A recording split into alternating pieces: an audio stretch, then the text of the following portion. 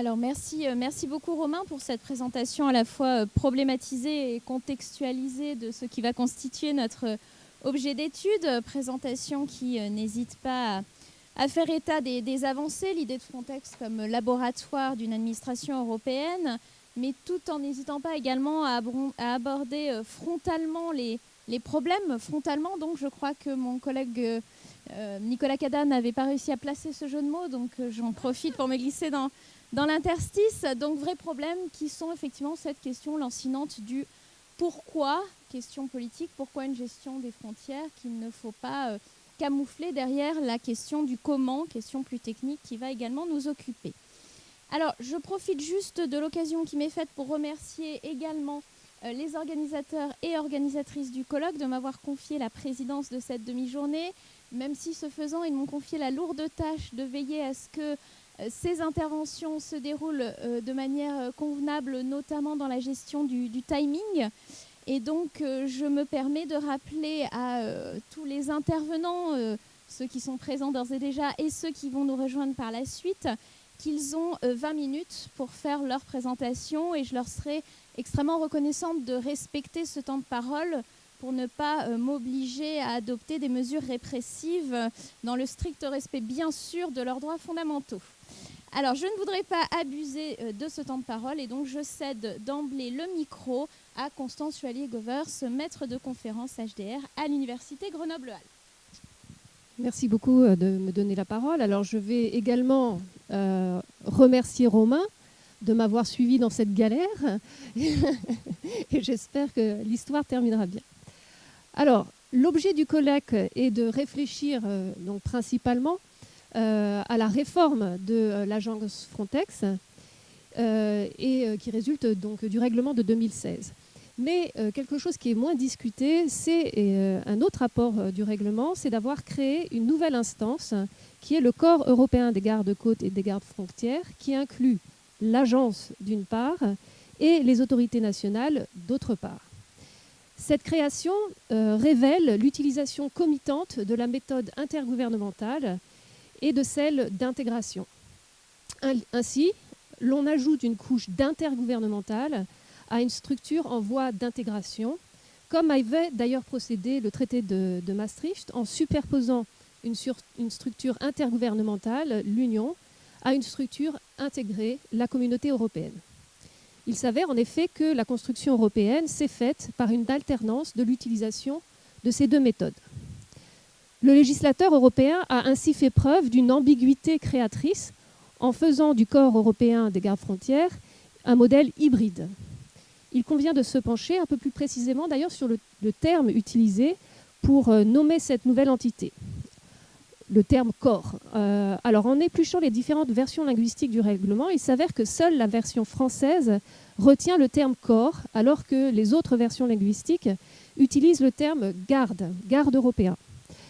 Est-ce une simple erreur de traduction ou est-ce que ça révèle un choix qui serait une intention particulière? Alors il est difficile d'interpréter ce décalage de traduction, mais il peut s'avérer intéressant d'évoquer rapidement les termes utilisés dans les projets antérieurs. Alors l'idée de mettre en œuvre des mesures compensatoires à la suppression des contrôles aux frontières intérieures date, comme l'a expliqué Romain, des accords de Schengen qui prévoyaient d'ailleurs à l'article 6 que le contrôle est effectué selon des principes uniformes afin d'arriver à un niveau équivalent. Mais pour réaliser cet objectif, une simple coopération entre les services avait été prévue. Et d'ailleurs, déjà à l'époque, avait été prévu le détachement d'officiers de liaison. À mon sens, mais c'est mon appréciation personnelle, l'une des principales erreurs des accords de Schengen est de ne pas avoir, dès la suppression des contrôles aux frontières intérieures, mis en place un réel contrôle commun des frontières extérieures. Alors c'est dans la perspective de l'élargissement que le Conseil européen de Tampere, en 1999, a appelé à la coopération plus étroite entre les services de contrôle aux frontières des États membres. Les attentats du 11 septembre vont accélérer les choses et amener la Commission à proposer dans sa communication du 7 mai 2002 la création d'un corps européen des gardes-frontières. C'est la première fois qu'on a l'utilisation du corps européen. Un compromis entre l'intégration et la coopération entre les services compétents permettra la création en 2004 de l'agence Frontex. dénommée, donc c'est l'agence Frontex. Et sous la pression de la double crise terroriste et migratoire de l'année 2015, donc la réforme de Frontex a pu aboutir, et donc avec la réforme de l'agence, mais aussi la création de ce corps européen des gardes-côtes et des gardes-frontières. Ainsi, le règlement ne crée pas un corps de gardes-frontières et de gardes-côtes européens, mais bien un corps européen de gardes-frontières et de gardes-côtes nationaux. Et la traduction française trouve ici son sens, car l'adjectif qualifie bien le nom corps et non le nom gardes-frontières, qui eux restent nationaux. Et quand on lit les autres traductions, il peut parfois y avoir une ambiguïté plus importante. Donc, par exemple, dans la version italienne, on parle de Guardia di Frontiera e Costeria Europea. Excusez-moi pour mon accent. Est-ce que l'adjectif européa qualifie le nom garde ou qualifie les frontières et les côtes? Ce qui pose d'ailleurs la question de l'existence de frontières réellement européennes ou bien de frontières finalement qui ne seraient que des frontières partagées. En effet, si les frontières étaient réellement européennes, leur contrôle relèverait de la compétence exclusive de l'Union, mais il s'avère que ce n'est pas le cas, et d'ailleurs l'article 77 paragraphe 4 du TFUE précise bien que le présent article n'affecte pas la compétence des États membres concernant la délimitation géographique de leurs frontières. L'Union européenne ne dispose d'ailleurs pas non plus d'un réel territoire, le champ d'application territoriale du traité étant constitué finalement de l'addition des territoires nationaux, conformément à l'article 52 TFUE. L'auteur Salah parle d'ailleurs d'un mythe territorial de l'Union européenne qui ne viserait pas seulement à établir des frontières, mais en fait à définir une communauté. Ainsi, l'existence d'un territoire commun crée un sentiment d'appartenance, une identité qui fait défaut d'ailleurs à l'Union européenne. Et c'est d'ailleurs peut-être la raison pour laquelle la création du corps européen des gardes-côtes et des gardes-frontières est symboliquement importante pour l'Union européenne, surtout à un moment où justement elle traverse une forme de crise existentielle. Dans le langage courant, le terme corps désigne l'ensemble des organes animés l'ensemble des organes d'un être animé, les organes répondant à une volonté unique. Par ailleurs, il existe une autre utilisation du terme corps dans, par exemple, l'expression corps médical, qui se réfère à un ensemble de personnes appartenant à une même catégorie professionnelle. Un corps peut, en quelque sorte, être articulé ou désarticulé. Et est-ce que ce corps européen des gardes-frontières est articulé ou est-ce qu'il est désarticulé? Il est composé de Frontex, comme je vous l'ai dit, et également de tous les gardes-frontières et les gardes-côtes nationaux, ce qui constitue en tant que tel un ensemble très disparate. On compte aujourd'hui 500 agents de Frontex et quelques 100 000 agents nationaux relevant de 316 autorités différentes pour contrôler 50 000 km de frontières extérieures communes aux États de Schengen. Ce qui structure le corps européen des gardes-frontières, c'est leur mission commune. En effet, l'article 5 du règlement dispose que le corps européen met en œuvre une gestion européenne intégrée des frontières en tant que responsabilité partagée. Le concept de partage renvoie ici au principe de solidarité qui est dorénavant, comme Romain l'a expliqué, une valeur de l'Union européenne affirmée en tant que telle à l'article 2 TUE et à l'article 80 TFUE.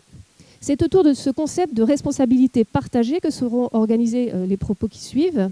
La responsabilité se réfère dans le langage juridique à l'obligation de rendre compte de ses actes, mais dans le langage courant, la responsabilité se réfère également à la capacité de prendre une décision.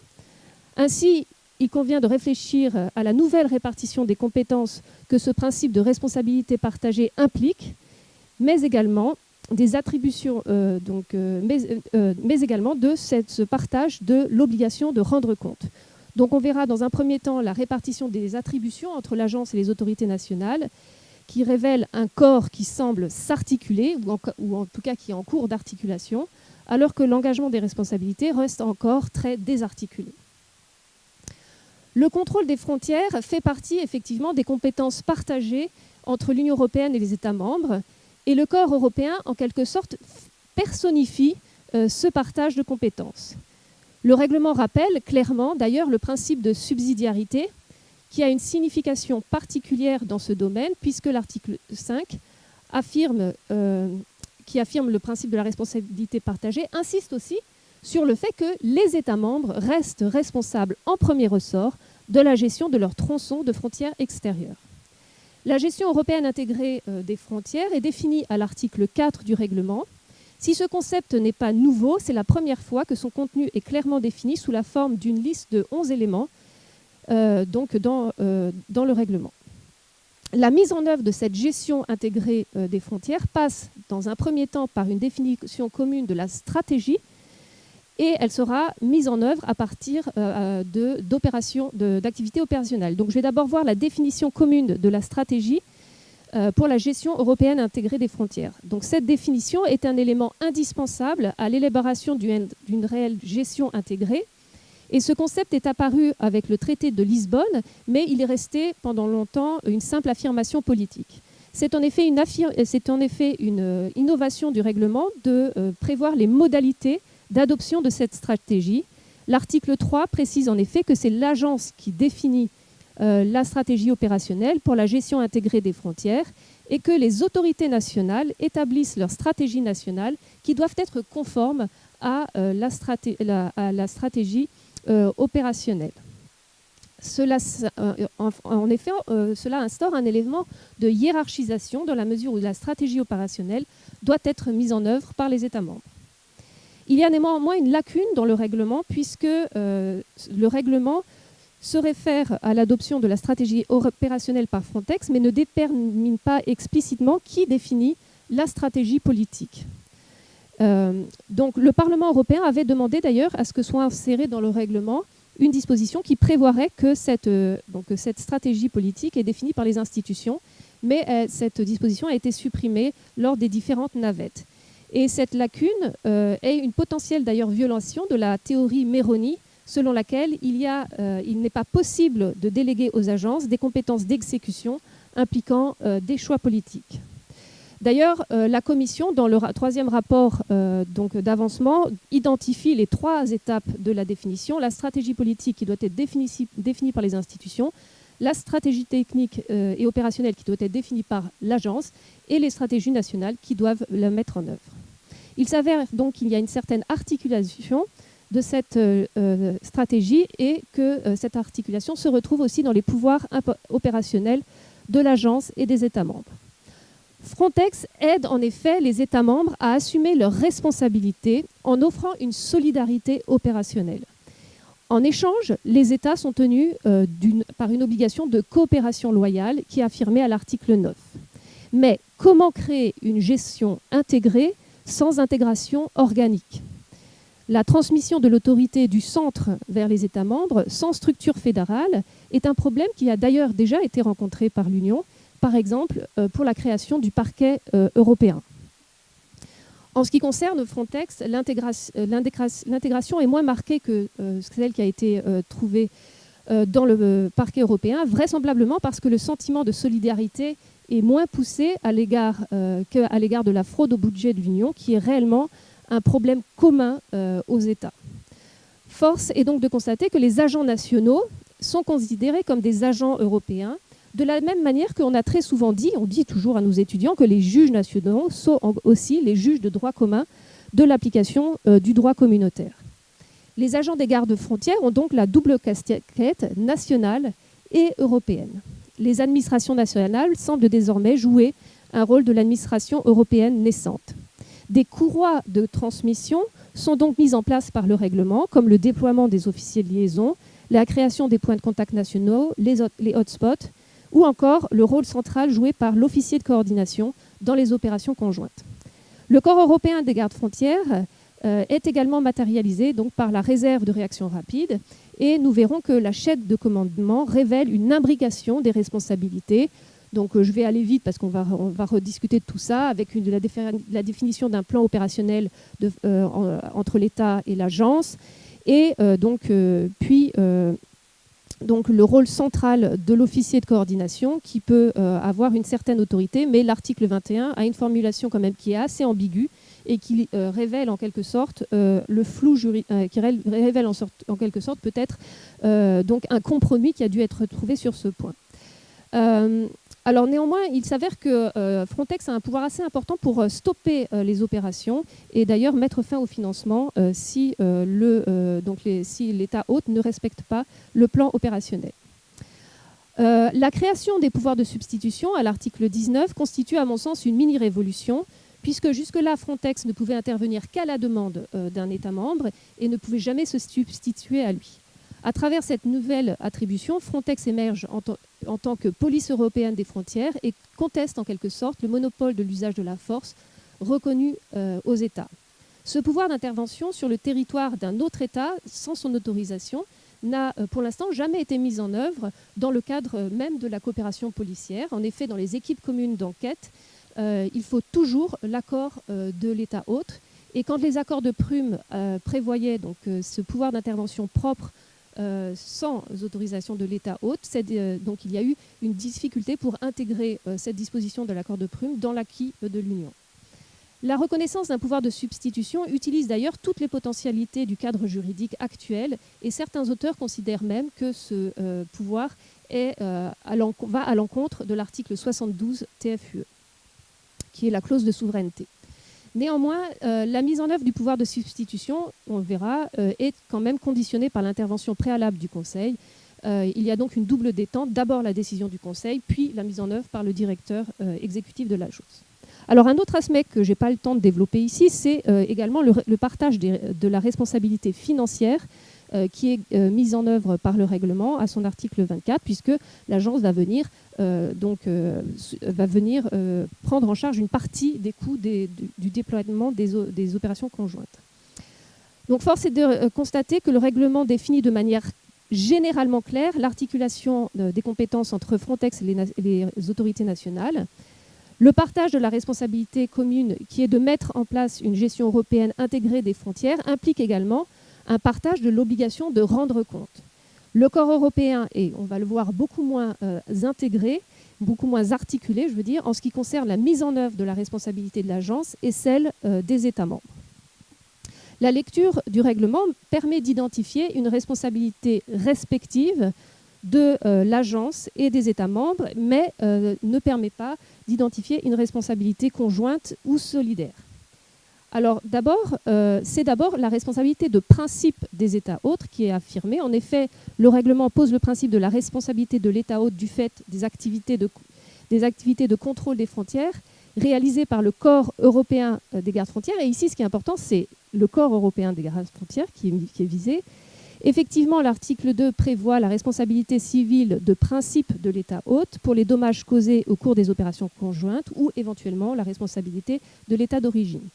Par ailleurs, l'article 43 dispose que les membres de l'équipe des gardes frontières sont traités de la même manière que les agents de l'État hôte en ce qui concerne les sanctions pénales. Et enfin, l'utilisation de la force est régie par les règles de l'État d'accueil. La responsabilité de l'agence est une responsabilité subsidiaire.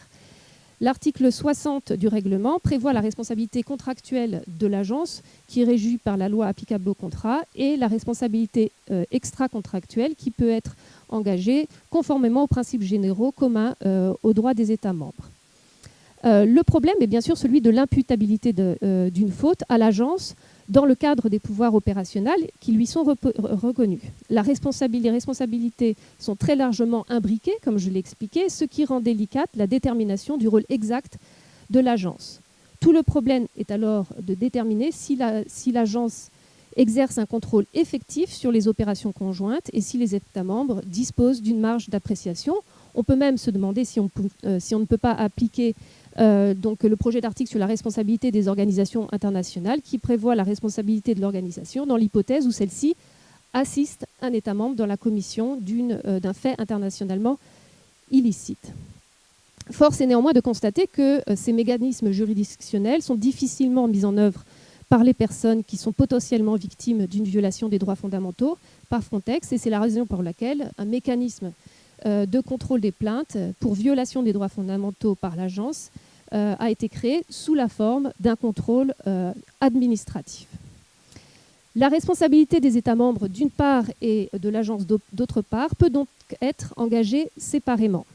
Alors même que l'article 5 affirme une responsabilité partagée entre l'État et l'agence, force est de constater qu'il n'y a pas de mécanisme permettant une mise en jeu d'une responsabilité conjointe. En effet, comme nous l'avons vu, les opérations conjointes font interagir des autorités nationales avec Frontex et il n'est pas toujours possible d'attribuer la responsabilité à l'un ou à l'autre. Une telle responsabilité conjointe avait, semble-t-il, été initialement prévue dans la proposition de la Commission, mais elle a été aussi supprimée dans les différentes navettes.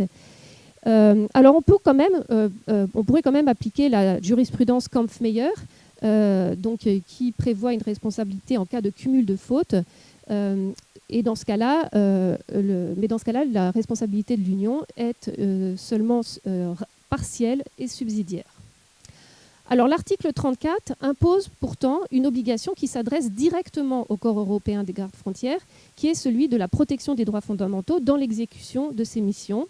À ce titre, le corps européen est censé donc respecter les droits fondamentaux et également, il est précisé, veiller à l'intérêt de l'enfant. Si cette responsabilité est directement attribuée à cette nouvelle entité, au corps, force est de constater qu'il n'y a pas de mécanisme d'engagement conjoint. Alors, je me suis un petit peu penchée sur ce qui était prévu dans le règlement Europol, parce qu'en fait, Europol fonctionne depuis plus longtemps, et en plus, Frontex a une nouvelle responsabilité une nouvelle mission qui est celle de l'échange et du traitement de données personnelles. Et à ce titre, Frontex peut être amené à violer la protection des données à caractère personnel, et on peut avoir le même problème de l'imputabilité de cette violation à l'agence ou aux États membres. Et ce qui est intéressant, c'est que dans le règlement d'Europol, il y a à l'article 50 un mécanisme, une procédure de responsabilité commune, en tout cas de détermination de la responsabilité entre Europol et les États membres du fait d'un traitement incorrect des données. Le règlement Europol aurait pu aussi être une source d'inspiration concernant le contrôle parlementaire, puisque le contrôle parlementaire d'Europol est un double contrôle parlementaire, contrôle par les parlements nationaux et un contrôle par le Parlement européen. Et il aurait été peut-être intéressant d'avoir ce double contrôle du Parlement européen, mais aussi des parlements nationaux, à l'égard du corps européen des gardes-frontières, et ça aurait constitué une forme supplémentaire d'accountability, au-delà d'une simple forme de responsabilité juridique. Alors, pour conclure, puisque le temps qui m'est imparti est terminé, je dirais que la création de ce nouveau corps européen des gardes-frontières a une vertu didactique, celle de faire prendre conscience aux Européens que nous sommes tous dans le même bateau. La responsabilité du contrôle des frontières européennes, qui sont des frontières communes, est une responsabilité partagée entre les États et l'agence. Les mauvaises langues pourront dire que cette personnification relève en quelque sorte de la méthode Coué. En nommant le corps, on le ferait ainsi exister. Force est en effet de constater que le nouveau corps est encore à de nombreux égards désarticulé et manque d'une colonne vertébrale solide. L'émergence d'une culture professionnelle commune des gardes-frontières européens lui permettra peut-être de prendre corps. Le corps européen des gardes-frontières doit relever le défi de la concrétisation du principe de solidarité, et la crédibilité de l'Union européenne en dépend. Alors, si le pic de la crise migratoire semble passer, à plus long terme, il est sûr que l'Union européenne devra encore faire face à d'autres types de migrations, et vraisemblablement aussi des migrations environnementales. Et si l'Union européenne n'arrive pas à gérer efficacement, mais surtout dans le respect des libertés fondamentales, ces flux migratoires, elle court le risque d'un spillback. Le spillback, c'est l'inverse du spillover. Et le parachèvement de ce corps européen des gardes-frontières, grâce à une meilleure articulation des responsabilités respectives, permettrait de relever ce défi et de créer une solidarité de fait identifiée par Schuman comme un moteur de la construction européenne.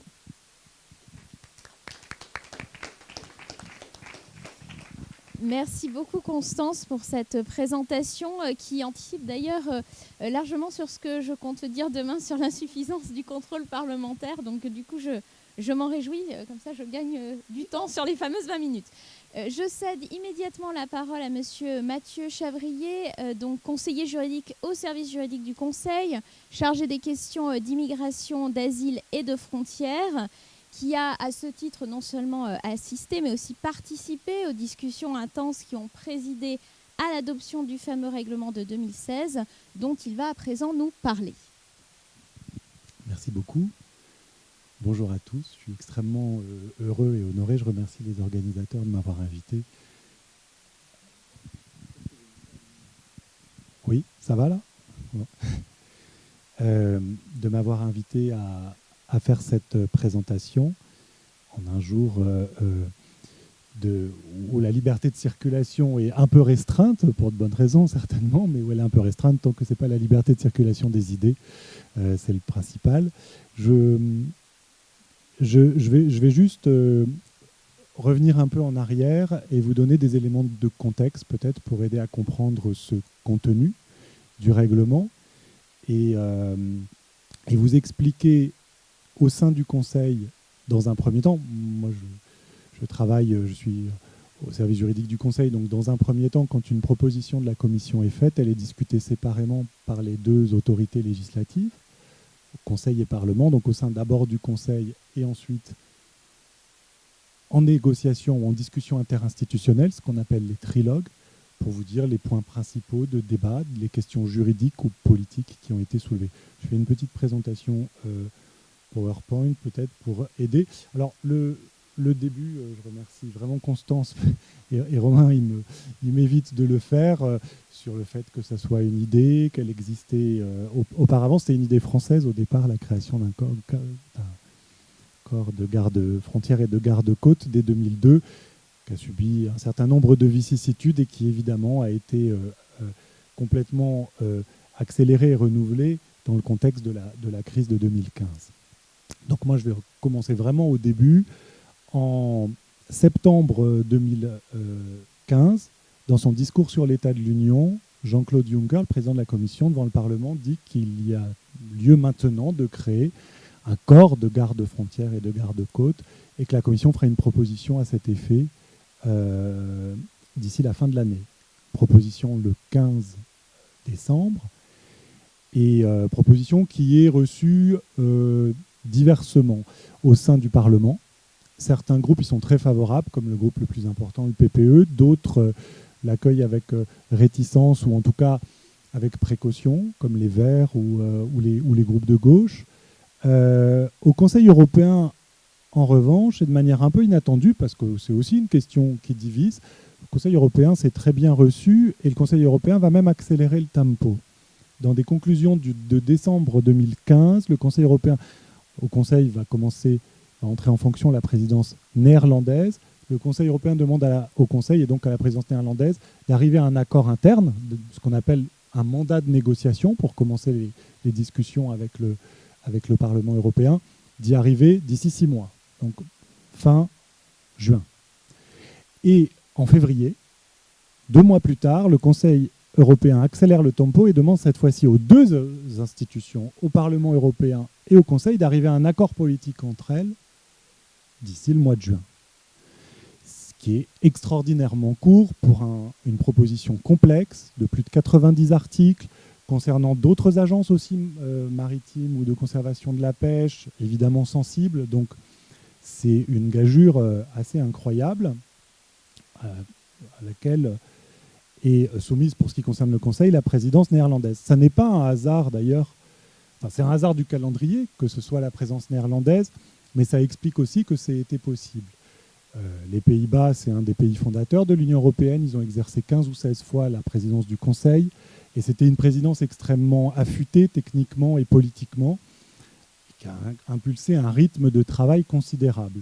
Là, je vous ai mis un calendrier qui ne vous dira absolument rien, mais pour vous donner un ordre d'idée, dans ce domaine-là, dans le domaine des frontières, quand la Commission fait sa proposition, en règle générale, il faut 1 an pour arriver à un mandat, pour arriver à ce que le Conseil s'entende, ça se passe au Coreper, pour donner un mandat de discussion. Quand on est extrêmement pressé, on convoque beaucoup de réunions, on arrive à le faire en 6 mois. Là, pour encore une fois pour encore une fois une proposition très complexe, la présidence néerlandaise y arrivait en 3 mois. Alors évidemment, ça a été au prix d'un rythme de travail acharné, puisque le mandat de discussion a été adopté par le Coreper le 6 avril. Alors, j'irai aussi vite là-dessus, il y a des choses qui ont été dites.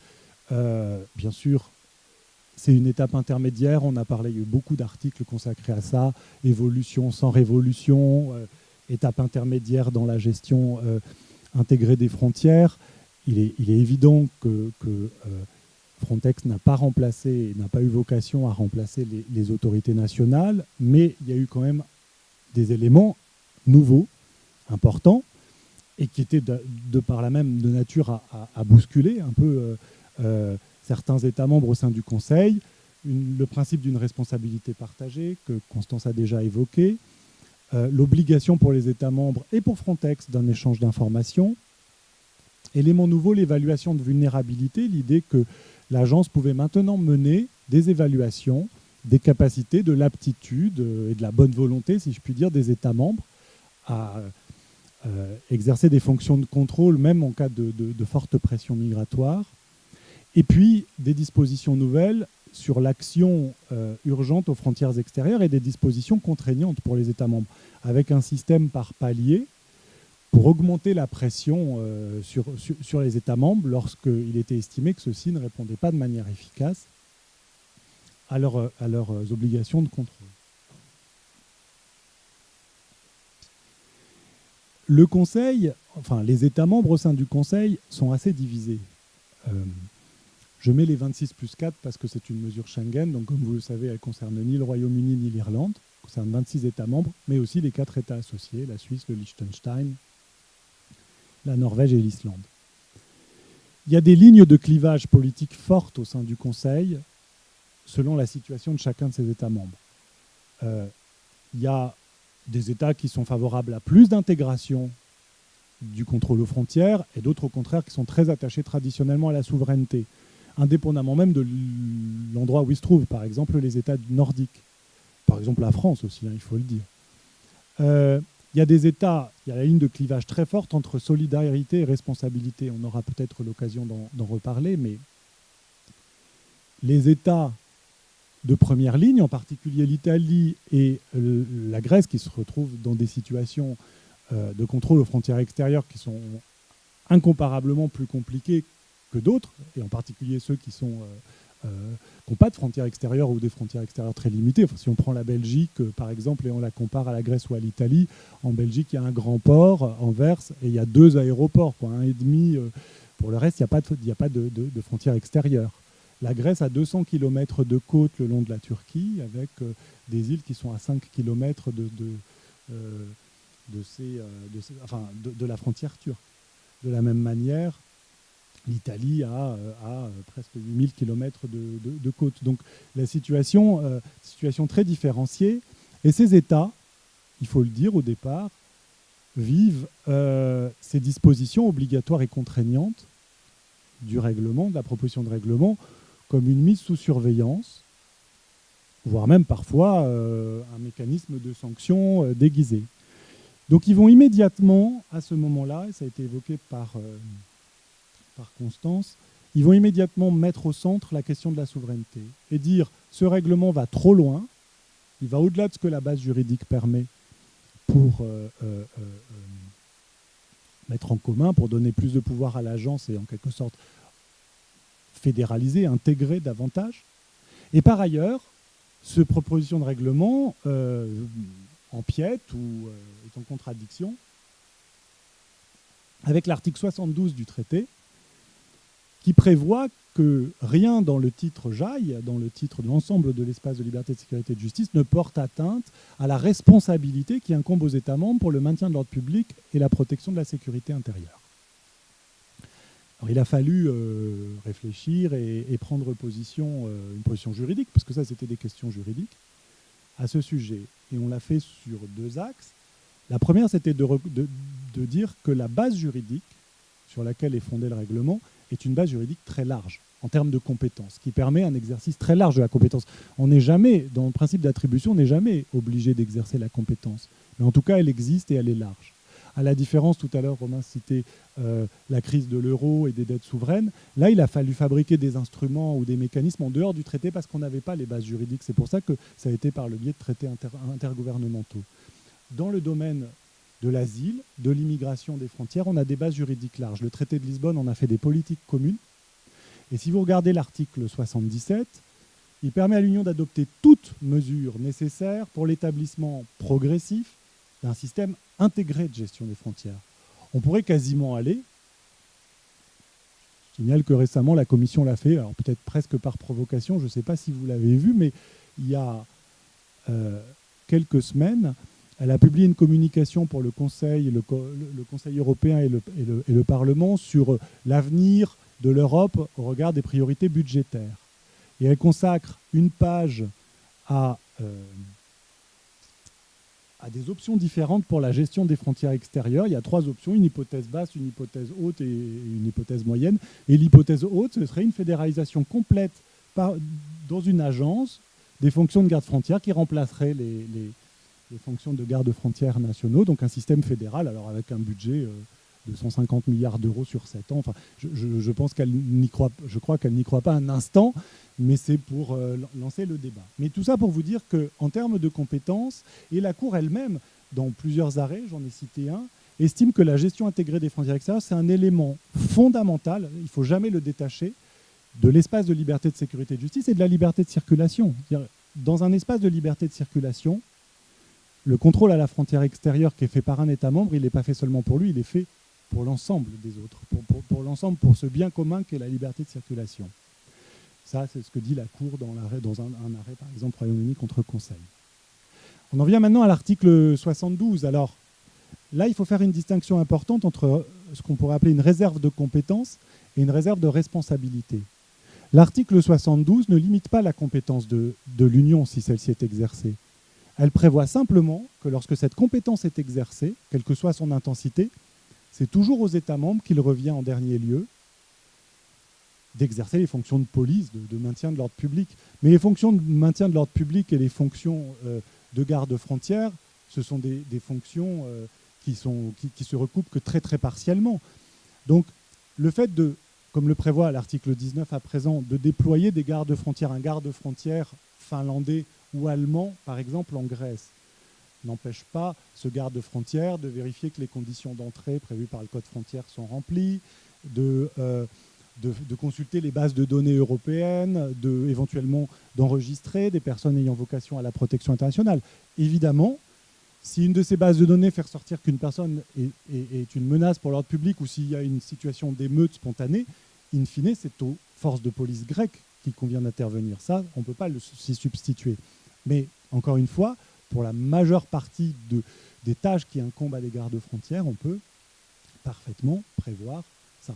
Donc, ce point juridique a été clarifié. Après, évidemment, sur le plan de la souveraineté et, encore une fois, de ce que certains États vivaient comme une mise sous surveillance, les débats politiques ont continué à être très intenses. Alors, les autres sujets importants, je n'ai pas beaucoup de temps. La définition des frontières extérieures, ça c'est quelque chose, on pourra peut-être y revenir si ça vous intéresse, mais qui concerne spécifiquement dans l'espace Schengen, il y a un facteur de complexité supplémentaire, c'est la situation de 4 États membres pour l'instant, pour lesquels les contrôles n'ont pas été levés, qui sont des États Schengen, la Roumanie, la Bulgarie, la Croatie et Chypre, mais pour lesquels les contrôles aux frontières intérieures n'ont pas été encore levés, mais qui ne sont pas des frontières extérieures. La frontière entre la Hongrie, par exemple, et la Roumanie n'est pas une frontière extérieure au sens de Schengen. Ça a été clarifié, pas dans le règlement Frontex, mais dans un règlement plus récent, qui est celui sur l'entrée-sortie. La dénomination de garde-côte, c'est assez anecdotique, mais le Conseil a voulu enlever dans son mandat garde-côte. Il estimait qu'on ne devait pas singulariser la fonction de garde-côte et que garde-frontière comprenait tout. Voilà, donc on avait supprimé ça.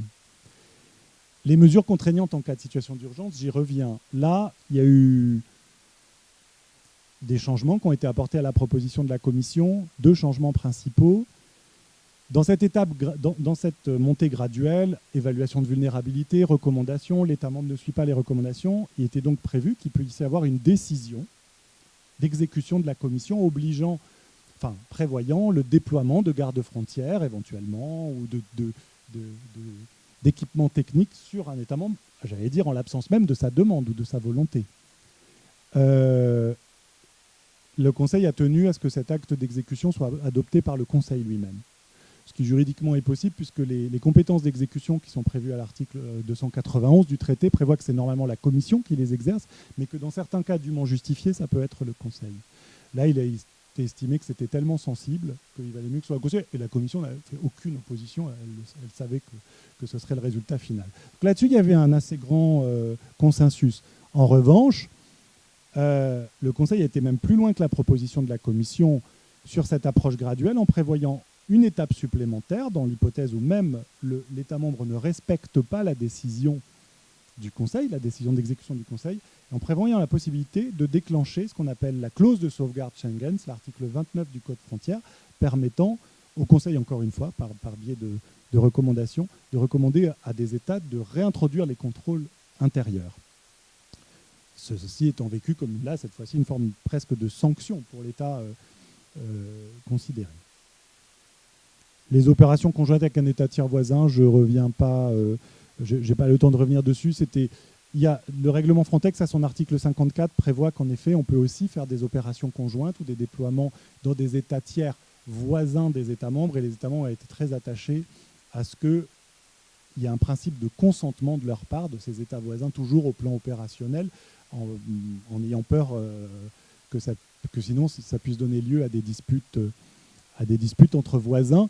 Et on en a l'illustration, puisque finalement, sur cette base-là, la Commission vient de demander au Conseil l'autorisation d'ouvrir des négociations avec 5 États des Balkans, avec l'Albanie, la Bosnie, la Serbie, le Monténégro, la Macédoine.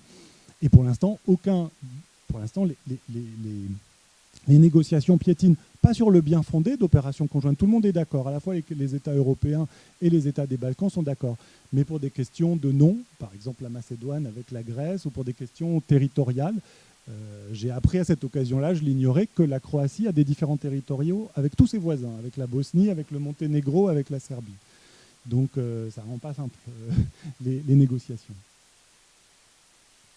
J'en viens maintenant à la deuxième phase. Donc le Conseil a obtenu son mandat le 6 avril, mais il a fallu attendre encore 2 mois parce que le Parlement, lui, a pris plus de retard. Le rapporteur, Artis Pabriks, a fait valider, fait approuver son 5 minutes, donc je vais m'y tenir, a fait valider son rapport que le 31 mai, et encore avec 1500 amendements. Donc le 31 mai, le 1er juin, les discussions ont commencé. Les discussions ont commencé en trilogue, donc à 3 institutions, avec comme objectif d'arriver à un accord avant la fin du mois, ce qui a été réussi, mais au prix d'un rythme de travail complètement démentiel. Mais les 2 institutions, le 22 juin, sont arrivées à un accord politique. Alors, à 5 minutes, je vais évoquer les différents sujets de discussion principaux entre les 2 institutions. Les dénominations. Le nom de l'agence, alors le Conseil a cédé, c'est toujours un donnant-donnant évidemment, puisque le texte doit être accepté dans les mêmes termes par les 2 institutions. Donc le Conseil a finalement abandonné et on a réintroduit le nom de garde-côte dans le nom. En revanche, quelque chose pour lequel le Conseil insiste toujours, c'est vraiment un débat théologique un peu incompréhensible, c'est de remplacer immigration irrégulière par immigration illégale en se fondant sur le fait que c'est le mot utilisé par le traité et par l'article 79, ce qui n'oblige nullement d'employer ce mot. Donc traditionnellement, la Commission et le Parlement insistent pour immigration irrégulière. La seule chose que nous sommes arrivés, c'est un peu fou, c'est même quelque chose qui a été discuté par les chefs d'État et de gouvernement. Dans un Conseil européen en 2015, est-ce qu'on doit dire immigration illégale ou immigration irrégulière ? Angela Merkel est arrivée dire non, on doit dire immigration illégale parce que c'est le traité. Alors, ce qu'on a obtenu au moins, c'est que dans les conclusions du Conseil européen, si on utilisait immigration illégale, en contrepartie, on utilisait immigré irrégulier, en disant que le phénomène peut être qualifié d'illégal, mais pas la personne. Bon, mais c'était pas... La responsabilité de l'agence, qui est une question qui a fait énormément couler d'encre, dont on a déjà parlé, dont vous allez sûrement reparler encore beaucoup, et quelque chose qui finalement a été, j'allais dire, expédié assez vite. Peut-être trop, justement. Mais alors, là, il faudra vérifier, Constance, mais il me semble parce qu'il me semble me rappeler que dans les débats, le principe d'une responsabilité conjointe n'était pas dans la proposition de la Commission, puisque précisément le Conseil et la Commission étaient ensemble contre le Parlement pour dire qu'il faut garder le principe qui a toujours été celui, mais sous réserve de... Alors le Parlement lui-même, et c'est pour ça que ça n'a pas duré longtemps, le Parlement, il n'y avait que les Verts qui tenaient le groupe majoritaire et le rapporteur. Évidemment, c'était dans leur rapport, mais ils ne sont pas montés sur les barricades pour cela, quoi. Et donc, on a gardé ce principe donc, d'une responsabilité, en effet. Alors, le principe de responsabilité, c'est celui de l'article 42. C'est-à-dire que le principe, c'est la responsabilité de l'État membre hôte, avec possibilité d'une action récursoire contre l'État membre d'origine, en cas de faute grave, ou de négligence grave ou de faute intentionnelle. Il y a aussi l'article 60 qui rappelle quand même que si un dommage est causé par un agent de Frontex, le principe de responsabilité extra-contractuelle des communautés prévu à l'article 340 s'applique. Mais je sais très bien que c'est très discuté et que cette question n'a pas fini d'être débattue, mais c'était simplement pour vous dire, dans le contexte des négociations, ce n'est pas ça qui a occupé le plus grand des discussions.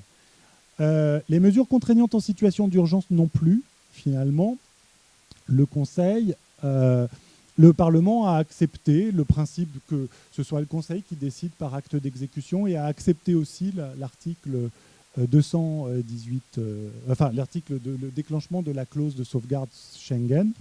En contrepartie, il a remplacé l'agence par le directeur exécutif. Ça, je vais y revenir, c'était un débat horizontal constant. Le Parlement a insisté pour que ce soit le directeur exécutif qui fasse les recommandations dans le cadre de l'évaluation de vulnérabilité et non pas le conseil d'administration de l'agence. Les compétences de l'agence en matière de retour, ça a été beaucoup plus discuté. Il y a eu beaucoup de débats jusqu'au dernier moment. Le Parlement ne voulait pas que ce qu'on appelle les border cases, c'est-à-dire les retours dans les situations à la frontière. En fait, vous le savez sans doute, dans la directive retour, l'article 2, paragraphe 2, permet d'exclure de la directive retour, si les États membres le souhaitent, les personnes appréhendées à la frontière, tout en précisant dans un article qu'un certain nombre de droits incompressibles doivent quand même leur être garantis. Il doit y avoir une équivalence des droits. Le Parlement voulait exclure des compétences Frontex de retour ces cas-là. Le Conseil et la Commission y tenaient beaucoup et ont fini par l'obtenir. Et donc, on est resté, j'allais dire, avec le même périmètre. En revanche, en échange, ce que le Parlement a réussi à supprimer du règlement, c'est ce qu'on appelle les opérations mixtes de retour, c'est-à-dire des opérations avec un État tiers. Des opérations entre Frontex et un État tiers. Et ça, c'était dans la proposition de la Commission, le Conseil y tenait, mais ça a été supprimé. Je finis sur les questions institutionnelles, parce qu'elles étaient évidemment importantes.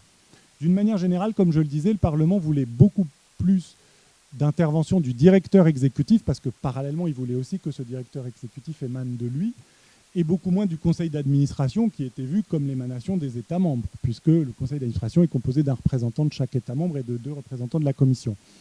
Alors, il faut dire qu'il y a beaucoup de dispositions où les mots « l'agence » ou « le conseil d'administration » ont été remplacés par le directeur exécutif à la demande expresse du Parlement.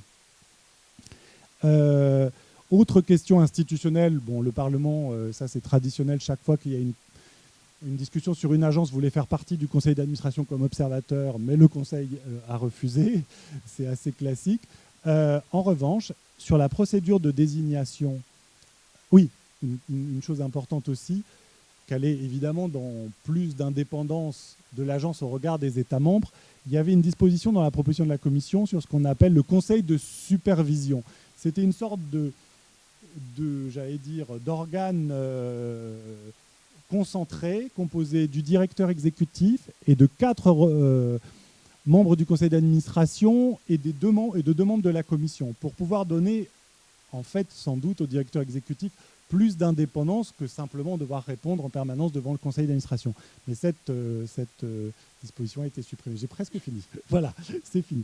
Et je finis sur la procédure de nomination du directeur exécutif, où là, c'est pareil, il y a un compromis qui a été trouvé, mais qui va dans le sens d'un renforcement du rôle du Parlement, puisque maintenant, dans la procédure qui est prévue, effectivement, c'est le conseil d'administration qui nomme.